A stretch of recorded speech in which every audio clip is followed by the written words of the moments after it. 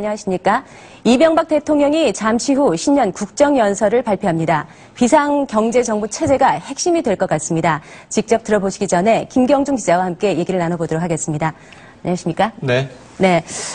이 국정연설이 평소보다 좀 빨라진 거죠? 그렇습니다. 지난해에 신년 국정연설이 1월 23일이었으니까 오늘은 1월 2일, 약 20일 이상 빨라진 겁니다. 각 부처 업무 보고도 상당히 빨라졌습니다. 지난 연말까지 마무리되지 않았습니까? 네. 그래서 예년보다는 3개월 이상 앞당겨진 건데요. 경제 위기 속에서 1분 1초라도 아껴서 빨리 대책을 마련해야 되겠다는 그런 절박감이 배어 있는 것 같습니다. 네. 그런데 이 언급 중에 보면 자신 없는 사람은 떠나라 이런 얘기가 나올 정도로 그렇습니다. 강하게 추진한다는 느낌을 받을 수 있는데요. 국정운영의 속도 말씀드렸습니다만 국정운영의 파워 상당히 최근 들어서 강력해졌습니다. 엊그제 공공기관 업무보고에서 자신 없는 사람은, 개혁에 자신 없는 사람은 떠나라는 말을 2번 연속해서 강조를 했었죠. 네. 그래서 연초에 들면서 내각 개편 그리고 청와대 개편, 인적 쇄신과 함께 각 분야의 개혁이 강력하게 추진될 것으로 예상이 됩니다. 네. 이렇게 속도도 중요하고 다 좋습니다만 방향성이 중요할 텐데요. 그렇습니다. 관건은 방향이죠. 정확한 방향 설정이 중요한데요. 이명박 대통령은 오늘 비상경제정부 체제를 구축할 것으로 예상됩니다. 시장에 돈이 들고 투자를 늘리고 그리고 내수를 살리고 일자리를 만드는데 총력을 다하겠다는 그런 생각인 것 같습니다. 네. 그리고 그 얘기 중에 녹색 성장이라는 표현 많이 나오지 않습니까? 네. 녹색 성장 중에서는 4대강 살리기가 그 핵심인데요. 일각에서 대운하 추진이 아니냐 이런 얘기들이 있습니다만은 새해 벽두부터 제가 이렇게 국민 여러분 앞에 선 것은 경제 위기 속에서 국정을 어떻게 펴나갈 것인지 단 하루라도 빨리 알려드리는 것이 좋겠다는 생각 때문입니다.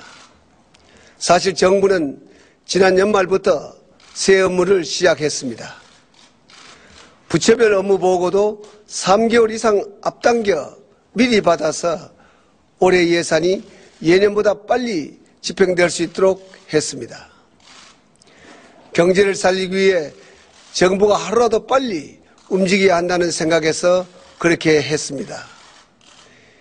이제 국회만 도와주면 국민 여러분의 여망인 경제 살리기와 일자리 만들기에 더욱 박차를 가할 수 있을 것입니다. 이 자리에 서면서 저는 지금 국민들께서 가장 알고 싶은 것이 무엇일까 생각해 보았습니다. 이 경제 위기는 도대체 언제쯤 벗어날 수 있을까? 이 위기를 극복하려면 무엇을 해야 할 것인가? 날이 갈수록 어려워지고 있는데 나와 우리 가족의 살림살이는 과연 어떻게 될 것인가? 여러분이 가진 이러한 걱정이 바로 저에게는 금년 한 해 국정을 설계하는 화두라고 할 수 있습니다. 존경하는 국민 여러분, 이 세계적인 경제 위기의 시작을 그 어느 나라도, 그 어느 누구도 정확하게 예측하지 못했던 것처럼 언제 끝날지에 대해서도 지금 당장은 그 누구도 장담하기 어려운 것이 사실입니다.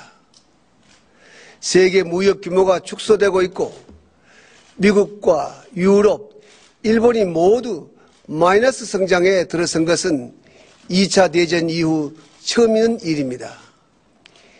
이 위기를 얼마나 빨리 끝내느냐는 물론 우리 학위에 달려 있습니다만은 세계가 어떻게 함께 협력하느냐 역시 매우 중요합니다.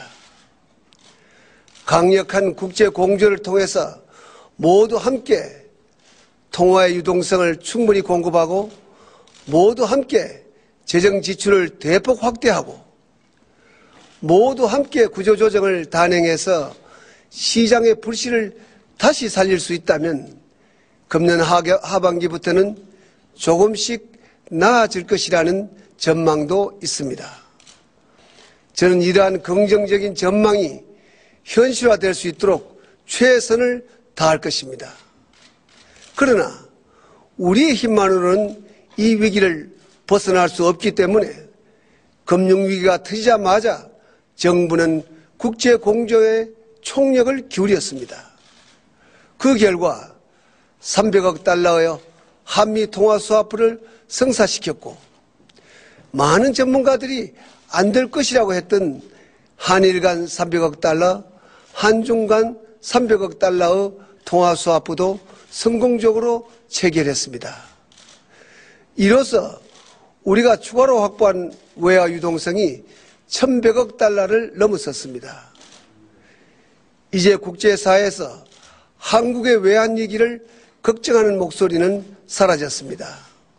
하지만 국제공조가 이루어지는 가운데에서도 물밑에서 세계 각국은 치열한 경쟁을 벌이고 있습니다.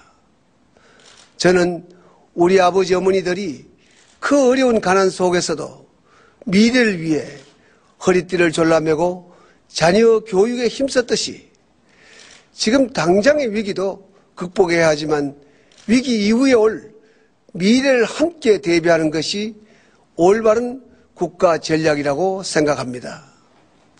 지난 이러한 관점에서 2009년 새 국정 운영의 4대 기본 방향을 제시하고자 합니다.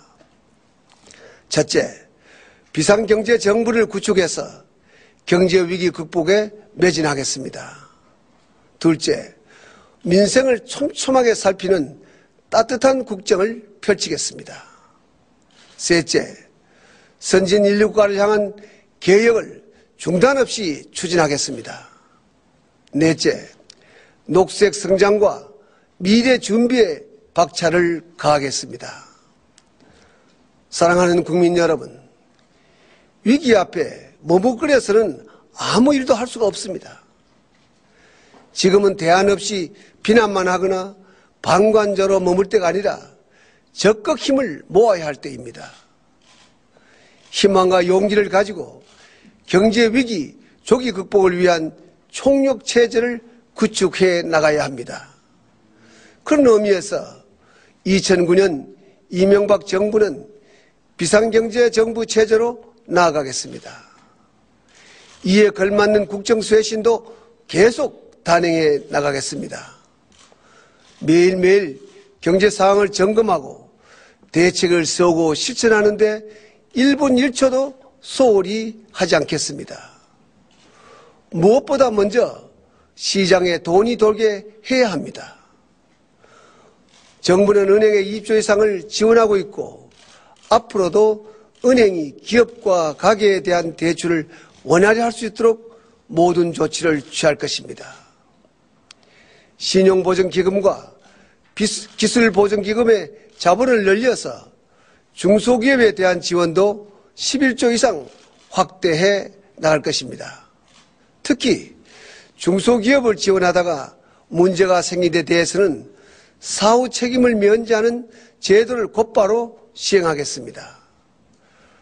투자가 살아나게 하는데도 비상하게 대처하겠습니다. 위기일 때 투자하면 적은 비용으로 큰 효과를 거둘 수 있습니다. 투자 확대를 위해 감세와 규제 완화, 서비스 산업 선진화에 박차를 가하겠습니다. 경제계와 힘을 합쳐 투자가 늘어날 수 있도록 하겠습니다. 외국인 투자 유치에 저부터 팔걷고 나서겠습니다. 내수 진작을 위해서도 할 수 있는 일을 다 하겠습니다. 상반기의 예산 집행이 60% 이상 이루어지게 하고 그 혜택이 지방과 중소기업에 우선적으로 돌아가도록 하겠습니다. 새 경제 운영에서 일자리만큼 중요한 것은 없습니다. 일자리를 지키고 일자리를 만들기 위해서는 모든 분야에서 다각적인 노력이 필요합니다. 지난 연말 저는 새 청년 일자리가 크게 부족한 상황이니 정부가 앞장서 청년들이 일할 수 있는 기회를 만들어 보자고 했습니다. 모든 부처가 함께 노력해서 우선 7만 개의 청년 인턴 자리를 만들었습니다. 사회에 진출하는 청년들에게 좋은 경험이 될 것이고 앞으로도 더 좋은 일자리를 얻는 데에도 크게 도움이 될 것입니다. 다양한 국제 경험을 갖게 해줄 연수와 취업 프로그램인 글로벌 청년 리더, 미국에서 18개월 동안 일하면서 배우는 웨스트 사업도 시작됩니다. 특히 저소득층에게 혜택이 돌아가도록 세심하게 배려하겠습니다. 청년 여러분,